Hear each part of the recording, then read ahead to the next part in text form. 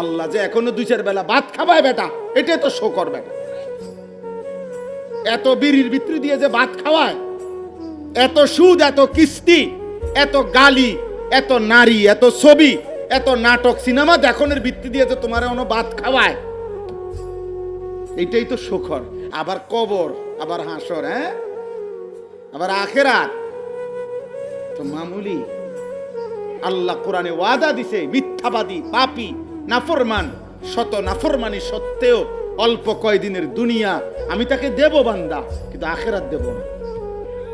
ওয়াদারনি ওয়াল মুকাদ্দিবিনা উলিন নি'মাতি ওয়া মাহিলহুম কালিলা। মিথ্যাবাদী, নাফরমান, পাপী, অল্প কয়দিনের দুনিয়া আমি তাকে সুযোগ দিলাম। ইন্না লাদাইনা আনকালা ওয়া জাহিমা।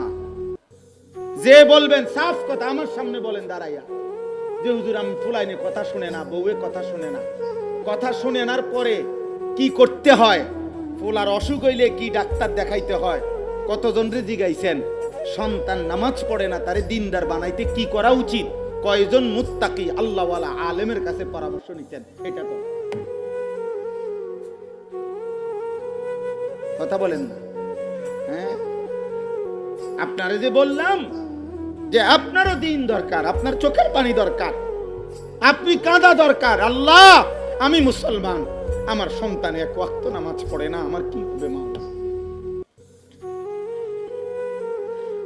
আমার শায়েখ আল্লামা মুফতি মুশতাকুন নবী কাসেমি, আমি তো হুজুরে বহুবার দেখছি, হুজুরে বয়ানের মধ্যে দোয়ার মধ্যে বলে, আল্লাহ নাফরমান সন্তান দিয়া বেইজ্জতি করেন না, এমন বউ দিয়েন না বউ বেপর্দা, আহা ওই বেডির কারণে আল্লাহ গ্রামবাসী আমারে যেন না বলে যে তার জামাই এই অসভ্যের জামাই।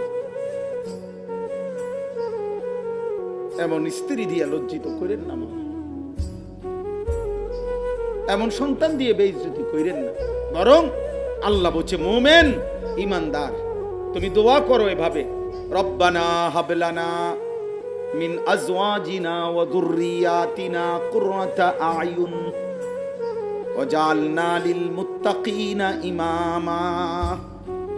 এই যে আল্লাহ শিখাইছেন দোয়া করো, আল্লাহ আমার স্ত্রীদেরকে, আমার সন্তানদেরকে আপনি এমন বানান, কুররাতে আয়ুন, যেন তাদেরকে দেখলে চোখ ঠান্ডা হয়ে যায়, চক্ষু শীতল করে দেন, এমন স্ত্রী দিয়েন, এমন সন্তান দিয়েন।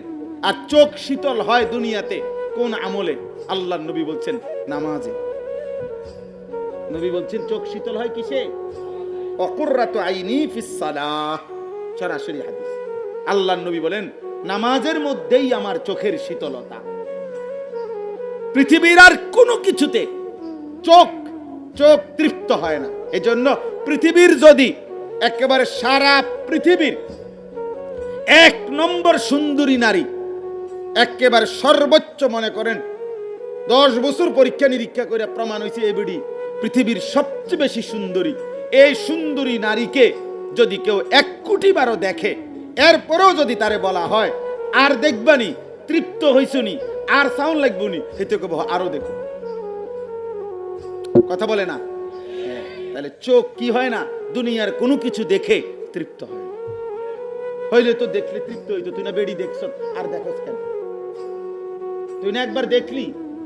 তুমি না গতকালকে রাত্রে দেখলা, কালকে আজকে না দিনে দেখলা মহিলা, তো আবার দেখো কেন? তৃপ্ত হয় না। চোখ কি হয় না?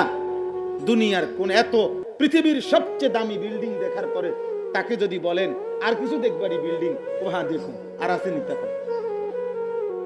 তাহলে দুনিয়ার কোনো কিছু দেখে চোখ কি হয় না?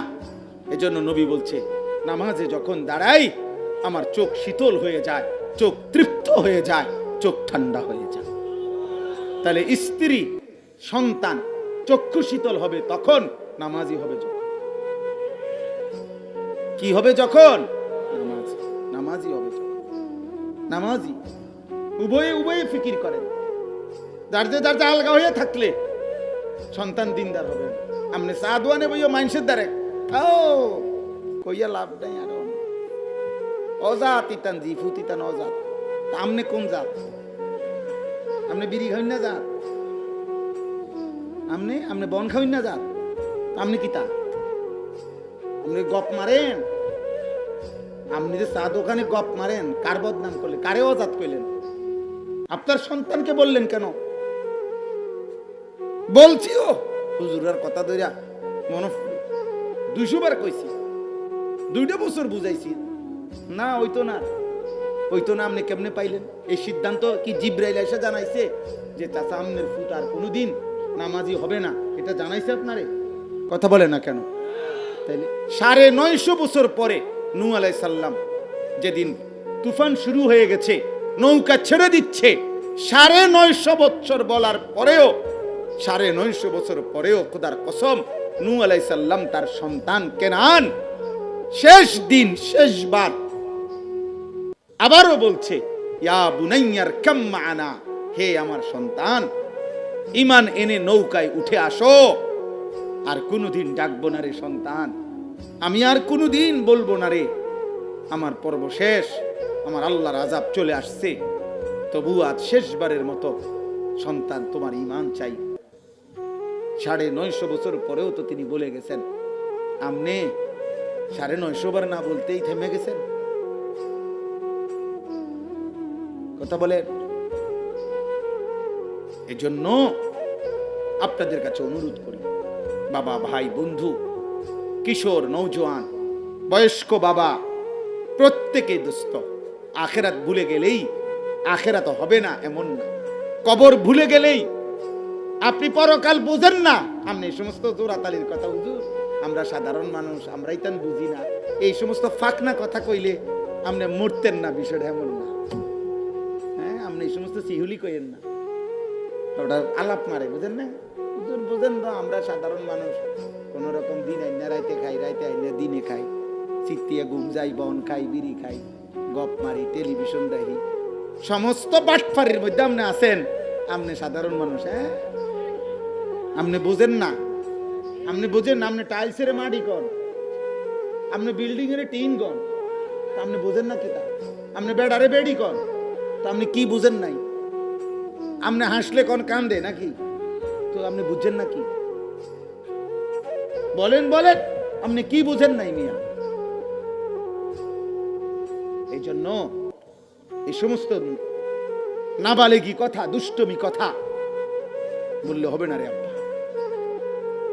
কোরআনুল কারীমের মধ্যে আছে, ইয়াওয়াদ্দু আহাদুহুম লাউ ইউআম্মারু আলফা সানা। আল্লাহ তাআলা বলছে, নাফরমান পাপী কামনা করে, চায়, আহা আমি যদি 1000 বছর দুনিয়াতে হায়াত পাইতাম। কয় হাজার? আলফা সানা। আল্লাহ বলেন, আচ্ছা বান্দা, হে নাফরমান পাপী, ধরে নাও আমি তোমাকে 1000 বছরই হায়াত দিলাম, কিন্তু এরপরে বলো 1000 বছর পরে হলেও তুমি মরবা কিনা? কথা বলে না, মরবেন কিনা? তোমাকে কবরে যেতে হবে কিনা?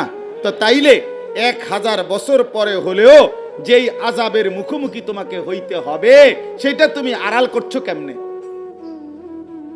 আচ্ছা তুমি বাঁচো না, অসুবিধা কি? কিন্তু বাঁচতে বাঁচতে 1000 বছরে বাঁচো, তো এরপরে তো তাহলে যেই সত্য, যেই বাস্তবতা আমাকে গ্রহণ করতেই হবে, ওইটা চোখ বন্ধ করে লেলেও বলি। কথা বোঝেন নাই? আমাকে যেহেতু মৃত্যুবরণ করতেই হবে, আমাকে যেহেতু কবরে পৌঁছতেই হবে, তাইলে আমি যদি এখন চোখ বন্ধ করি, আমি যদি না বুঝার ভান করি, আমি যদি নয়সই করি, তা আপনি কোথায় করছেন? দুনিয়াতে না। কিন্তু আপনি বোঝেন নাই, ভাবি নাই, খেয়াল করি নাই, এমন সিরিয়াস মনে করি নাই, এরম মারাত্মক বিষয়টা ভাবি নাই, এই কোনো কথা বলে আপনি মৃত্যু ঠেকাইতে পারবেন? কবর ঠেকাইতে পারবেন? তো যেটা পারবেন না, তার জন্য প্রস্তুতি নেওয়া, যে সত্য আমাকে গ্রহণ করতেই হবে, তার জন্য প্রস্তুতি নেওয়াই বুদ্ধিমানের কাজ। বুদ্ধিমানের কাজ এটাই কথা। বাবা, নওজোয়ান ছেলেরা, তোমাদেরকে বলি, আব্বা নষ্ট হইও না, মনে রেখো আব্বা, আমি বলে গেলাম, কোন চরিত্রহীন, কোন সুদখোর, ঘুষখোর, মদখোর, কোন নেশাখোর, গাঁজাখোর, ফুট্টাখোর, বাবাখোর, ইয়াবাখোর, ডাইলখোর, নারী লোভী, উলঙ্গ ছবি দেখে, নর্তকী দেখে, নাচ গান দেখে, সেজদা নাই, নামাজ নাই, আল্লাহ নাই, রসুল নাই, আখেরাত নাই, খোদার কসম আব্বা, এই পৃথিবীর কোন বিবেকবান মানুষ এমন চরিত্রহীন লম্পটকে কোনোদিনও পছন্দ করে না। বরং রাস্তার ঘেউ ঘেউ করা কুত্তার থেকে মানুষ যেমন পাশ কাইটা চলে, চরিত্রহীন লম্পট থেকেও মানুষ পাশ কাইটা চলে না। তোকে নিয়ে কেউ ভাবে না রে আব্বা, তোকে নিয়ে কেউ ভাবে না। এই পৃথিবীর কোনো কিছুতে তোকে নিয়ে কারো ভাবনা নাই। বরং সবাই প্রকাশ্যে হোক আড়ালে হোক বলে, যা ফিসা দিয়া ফিট বাদ হয়ে গেছে, বাদ দে, এই অমানুষের কথা বাদ দে, বাদ দে, মানুষ না অমানুষ। যা, আপন বাবাই হয়তো মারে কইয়া দিছে, যা এই অজাতের ভাত খাইতে আইলে বাদ দুগা খাবাই দিও, যা ফিসা দিয়ে ফিট, ওই তো না জিডা আর বাদ দাও। আহারে, আপন মা যদি বলে ফেলে কথা, আপন বাপ বলে ফেলে তোর উপরে, এর চাইতে বড় লানত আর কি বেটা, এর চাইতে বড় অভিশাপ তোর উপরে আর কি বেটা। তোর মাই বলে ফেলছে, তোর বাপে বলে ফেলছে, যা ফিসা দিয়ে ফিট তার কপাল। এরপরে আর এই সন্তানের জন্য ভাববে কে? আল্লাহ এবং তার রাসূলের পরে এই দুনিয়াতে মায়ের চাইতে আপন, বাবার চাইতে আপন কে হইতে পারে? ওরাও যদি মুখ ফিরাইয়া নেয়, ওর নিয়ে ভাববে কে? ওর কথা ভাববে কে? এই জন্য আমি যে সূরা মুলক পড়ছি, এই আমার কথা শেষ। কোরআনুল কারীমের 29 নম্বর পারা, 67 নম্বর সূরা, সূরা মুলক। এই সূরার 2টা আয়াত মাত্র পড়ছি। এই সূরাটা আল্লাহর নবী সাল্লাল্লাহু আলাইহি সাল্লাম বলছেন 30টা আয়াত এই সূরাতে। নবীজি বলছেন, ইন্না ফিল কোরআনি সূরাতান 30 আয়াত। কোরআনের একটি সূরা আছে যে সূরার 30টা আয়াত। এই সূরাটা যে ব্যক্তি নিয়মিত পড়বে, আল্লাহর নবী সাল্লাল্লাহু আলাইহি সাল্লাম বলেন, কিয়ামতের দিন এই সূরাটি ওই ব্যক্তির জন্য আল্লাহ তাআলার নিকট এই পরিমাণ সুপারিশ করবে, হাত্তা গুফিরা লাহু, এমন কি আল্লাহ তাআলা তাকে মাফি করে দেবে। আরেক হাদিসে নবী বলছে, এই সূরাটি কিয়ামতের দিন যে নিয়মিত পড়বে, তার জন্য ফেরেশতার সাথে ঝগড়া করবে, তর্ক করবে। ফেরেশতা বলবে তার গুনাহ বেশি, তার জাহান্নামে নেব। আর এই সূরা মুলক বলবে, না না, এই বান্দা আমাকে নিয়মিত পড়তো, আমি যতক্ষণ তারে জান্নাত না দিবে আমি ছাড়ব না তাকে, আমি তার থেকে সরব না, হাত্তা আদখালাতুল জান্নাহ। নবীজি বলেন, শেষ পর্যন্ত এই সূরা ফেরেশতার সাথে তর্ক করতে করতে এই ব্যক্তিকে জান্নাতে ঢুকাইয়াই ছাড়বে। তাবারাকাল্লাযী বিয়াদিহিল মুলক ওয়া হুয়া আলা কুল্লি শাইইন কাদির। আল্লাহর নবী বলেন, আল মানিআ আল মুনজিয়া তুমজিহি মিন আযাবিল কবর। এই সূরাটি হচ্ছে বাধাদানকারী, রক্ষাকারী। কিসের থেকে? নবীজি বলেন, এই সূরাটি যে নিয়মিত পড়বে, আল্লাহ তাকে কবরের আযাব থেকে রক্ষা করবে। তুমজিহি মিন আযাবিল কবর, কবরের আযাব। এই সূরা, এই জন্য এই কবরের আযাবের কথা, জাহান্নামের আযাবের কথা মনে করাই দিলাম।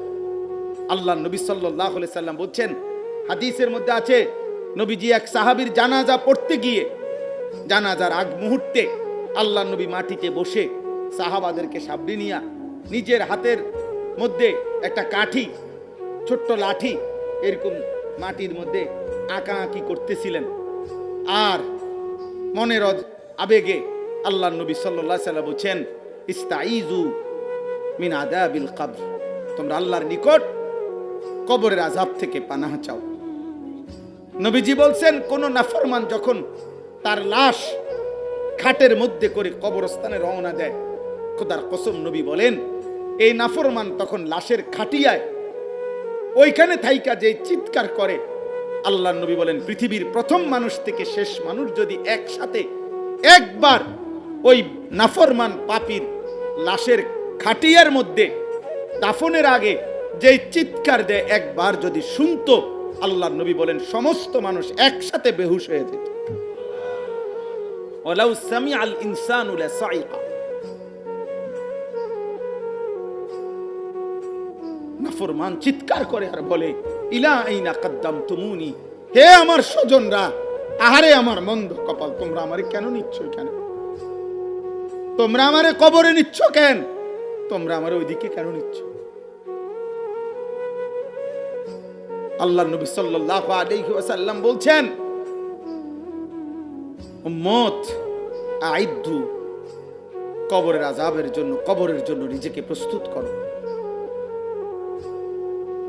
দোস্ত, মনে করেন তো একবার, ছেলেরা বাপ, মনে করো তো ফেরাউন মাটির উপরে ছিল কতদিন, মাটির নিচে আজ কতদিন। আবু জাহেল, আবু লাহাব, এই বেঈমানরা মাটির উপরে অহংকার করছে কতদিন, মাটির নিচে আজ কতদিন। সেই বদরের যুদ্ধের দিন আবু জাহেল নিহত হয়েছে, তো আজকে 1447 হিজরি, আর এক বছর মানে নবীজির মক্কায় হিজরতের দ্বিতীয় বছরের শুরুতে বদরের যুদ্ধ হয়েছে রমজানে, তো এক বছর কমাইলে 1446। তো 1446 বছর ধরে আবু জেহেল কবরে আছে। তো আবু জেহেল মাটির উপরে কত বছর ছিল? 1400 বছর, 700 বছর, 350 বছর, বলো না? তাহলে 1400 অর্ধেক করলে 700, 700 অর্ধেক করলে কত? 350, 350 আরো অর্ধেক করো না, করতে করতে নয়তো 60 বছর হবে, নয়তো 70 বছর। মাটির উপরে অহংকার করেছে 60 বছর, মাটির নিচে কবরের আযাবেই তো পড়ে আছে আজ 1446 বছর। আরো কতদিন হবে? ইসরাফিলের ফু এক মালিক ছাড়া কেউ জানে না। হাসরের ময়দানের একদিন হবে 50,000 বছর, এরপরে ফুলসিরাত 30,000 বছরের রাস্তা, এরপরে জাহান্নাম অনন্তকাল। বলো না আব্বা, এটা মামুলি ভাবছো কেন? এটা মস্কারি না, ফাজলামি না, আখিরাত মস্কারি না। আল্লাহর কথা, সিনেমার নর্তকীর কথা ভুল হইতে পারে, টেলিভিশনের অ্যাডভার্টাইজ ভুল হইতে পারে, খবরের কথা ভুল হইতে পারে বেটা, কিন্তু আসমানওয়ালা রবের কথা, মুহাম্মদ আরবি সাল্লাল্লাহু আলাইহি সাল্লামের কথা এক যাররা ভুল হতে পারে না। অতএব চলো ভাই, আমি অনুরোধ করছি, তাবারাকাল্লাযী বিয়াদিহিল মুলক ওয়া হুয়া আলা কুল্লি শাইইন কাদির।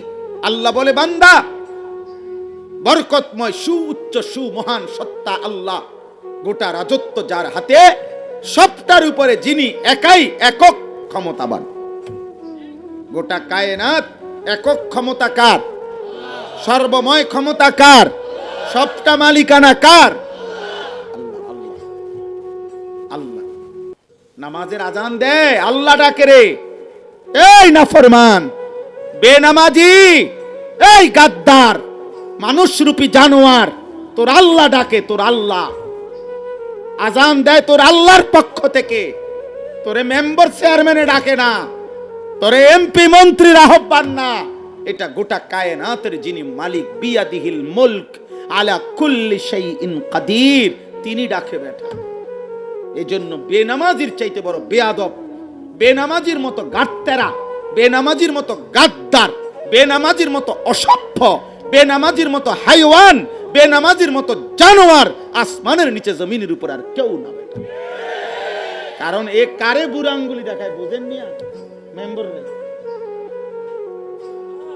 চেয়ারম্যান রে, আপনি কিতা মনে করেন? তার গাঁটতারা কত বড় গাঁটতারা আপনি বুঝেন? হে কার লগে গারফাক দিছে?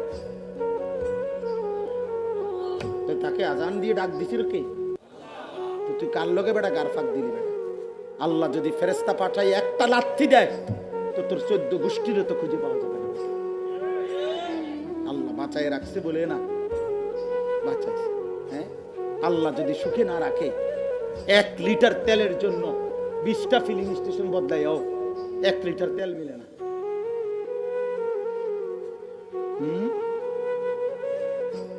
আমি এতক্ষণ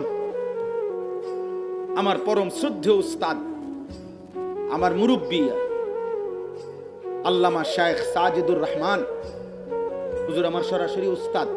আমি ব্রাহ্মণবাড়িয়া দারুল আরকাম মাদ্রাসারই ছাত্র। আমাদেরকে দিয়ে মাদ্রাসা শুরু হয়েছে 1993 সালে।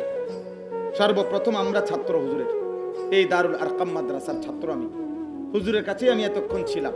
সেই মাগরিব পড়ছি দারুল আরকাম, এশার নামাজ জামাতে পড়ে তার বেরিয়েছি। এতক্ষণ আমি হুজুরের কাছেই ছিলাম।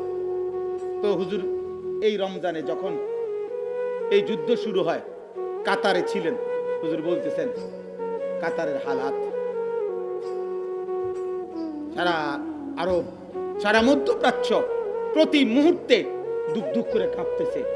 আমাদের কত লক্ষ প্রবাসী, বলো না আব্বা, কত লক্ষ প্রবাসী, তোমাদেরই বাবা, তোমাদেরই ভাই, প্রতি মুহূর্তে বোমের আঘাতের সামনে কে কখন উড়ে যায়। হাজার হাজার কর্মস্থল, লক্ষ লক্ষ উপার্জন যদি বন্ধ হয়ে যায়, এই প্রবাসী যদি দেশে ফিরে আসে, কি হবে তোমার, কি হবে ফ্যামিলির, কি হবে আমার দেশে, বলে?